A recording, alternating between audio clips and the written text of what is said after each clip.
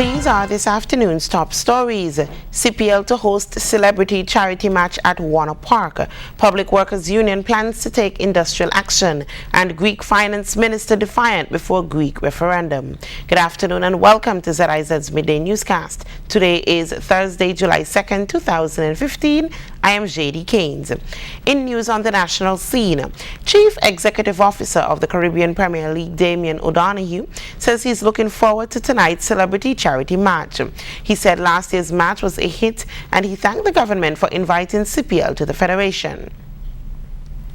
Sporting legends Brian Lara and Dwight York are the latest stars confirmed to take part in the Hero CPL charity match. The game between the Prime Minister of St. Kitts' 11 and cricketing legend Sir Vivian Richards' 11 will boast an impressive list of all-star names who will be joining Brian and Dwight, including former English fast bowler Darren Goh, Indian spin bowler Murali Kartik, former West Indies batsman Darren Ganger, Ashes winning Australian Damien Martin, former New Zealand cricketer and sports commentator Danny Morrison, and his fellow commentator and former West Indies paceman Ian Bishop. The players will also be joined by three current CPL coaches, Simon Helmut, Eric Simmons and Stuart Williams, alongside one of the best West Indies women's cricketers in the region, Stephanie Taylor. All proceeds from the game will go to the St. Kitts Nevis National Education Foundation. Tonight's celebrity match will be played at the Warner Park Cricket Stadium at 8 p.m. The third edition of the Caribbean Premier League continued here in St. Kitts on Wednesday evening with a match between the St. Lucia Zouks and the Barbados Tridents. The Tridents made 148 for 8 from their 20 overs, while the Zouks could only muster 133 for 9. The 2014 champions made a sluggish start after winning the toss and electing to bat, with Dwayne Smith, the man who usually gets them off to such a good start, particularly out of sorts. Zouks pacemen Shannon Gabriel, Kemar Roach and Fidel Edwards all bowled with good speed and accuracy. Smith and Dilson Munarera both got out in the 20s, but it was Malik who rescued the champions as wickets continued to fall throughout the innings. The Pakistan great keeping his cool superbly to hit 51 from 34 balls before he was out in the final over. Edwards went for 1 for 25 from his 4 and Gabriel finished with 0 for 18, while captain Sammy 2 for 28, Roach 2 for 37 and Nathan McCullum 1 for 38. The Zouks were soon in trouble in their reply as Johnson Charles uncharacteristically got out early and Kevin Peterson was crazily run out after a mix-up with Fletcher. Fletcher did make partial amends with a 5 innings of 52 off 35 balls, including 4 sixes. But when he was out, Ross Taylor and Kyle Mayers soon followed, expertly dismissed by the crafty Sri Lankan spinner Jeevan Mendes. The Tridents turned the screw and the run rate soared, and even though Sammy clubbed opposite number Kieron Pollard for a huge 6, Red Emmet destroyed any lingering hopes the Zouks had with 3 for 20 from his 4 overs as they snuffed out the run chase in clinical fashion. The upcoming UNESCO Sub-Regional Slavehood Conference will feature a symposium geared specifically towards engaging the general public on the issue of reparations.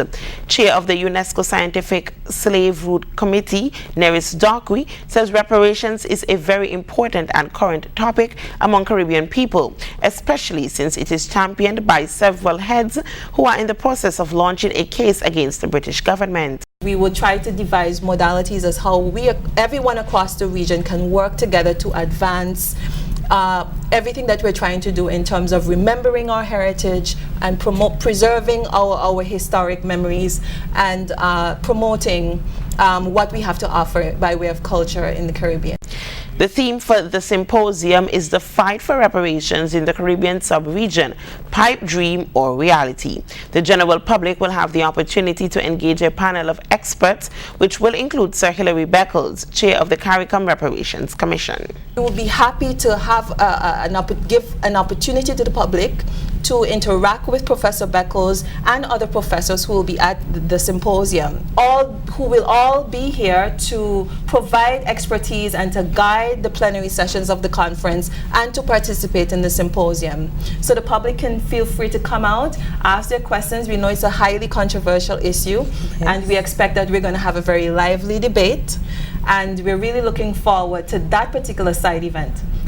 Among the other experts would be Professor Tara Innes, Sir Promit Innes, and Dr. Whitman Brown. The symposium is set for July 7th at the Sir Cecil Jacobs Auditorium. Regionally, in Barbados, on the eve of the opening of the CARICOM Heads of Government Summit today, Thursday, the island's main public sector union met to decide if a planned shutdown of the country should clash with the event. A last meeting was called on Wednesday by Minister of Industry and Commerce Donville Innes with the National Union of Public Workers NUPW and the Barbados Investment Development Corporation BIDC, but those talks ended without agreement. The union had said if yesterday's meeting failed to settle the demand for the withdrawal of letters for retirement for 10 BIDC employees, the NUPW will follow through with its planned industrial action.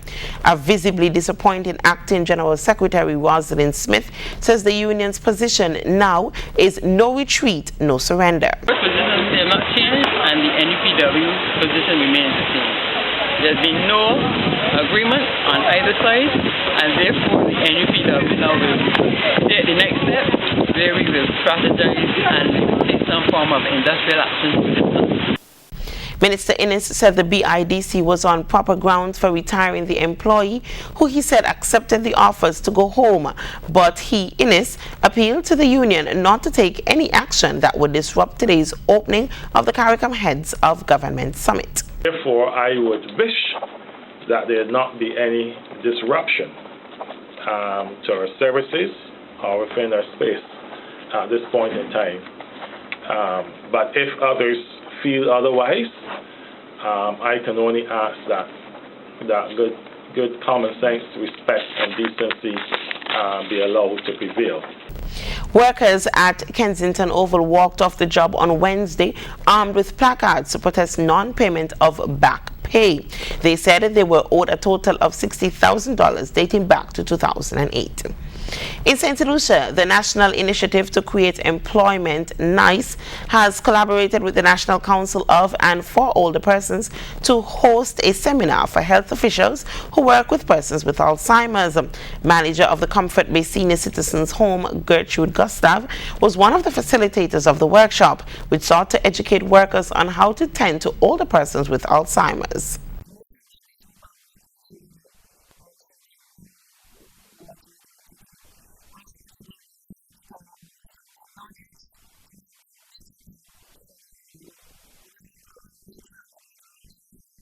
Fredelia Stanislas is a caregiver. She says at times it may be challenging caring for senior citizens with Alzheimer's.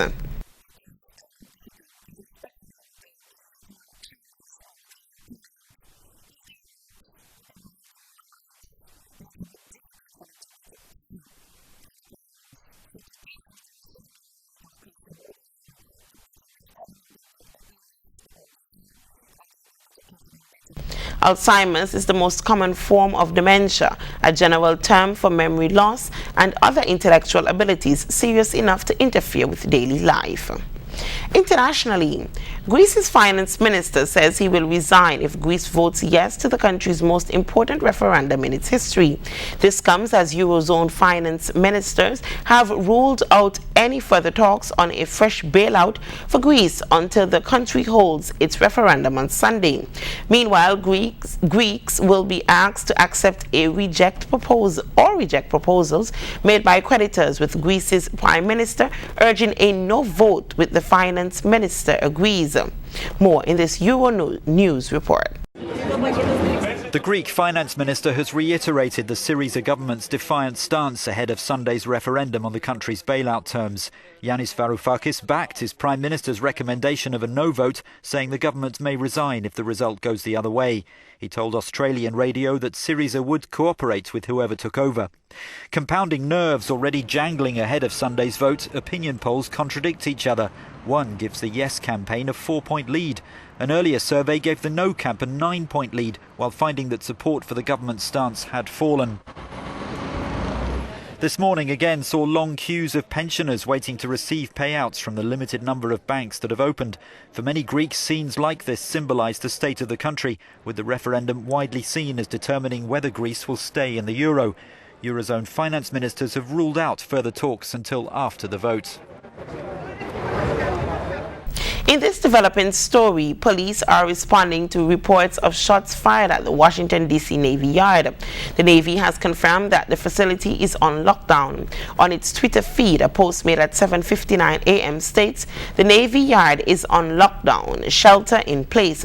It continued, "No incident can be confirmed as of yet, more to follow." Fox News says dozens of police vehicles have converged on the scene, forming a security perimeter and shutting down roads as a U.S. Park police helicopter circled overhead. Some workers have been evacuated. In 2013, the yard was evacuated when gunman A1 Alexis fatally shot 12 people and wounded others. And now for the weather. Today will be sunny to partly sunny and slightly hazy. Any shower will be light and brief. Tonight will be fair to partly cloudy and slightly hazy, with a slight chance of a brief overnight shower. Seas are moderate to rough, with heights between 1.5 to 2.1 meters or 5 to 7 feet. Small craft operators should exercise caution, mainly in the waters east of the islands. Winds are east to east northeast at 12 to 21 miles per hour over land and 16 to 25 miles per hour over coastal waters.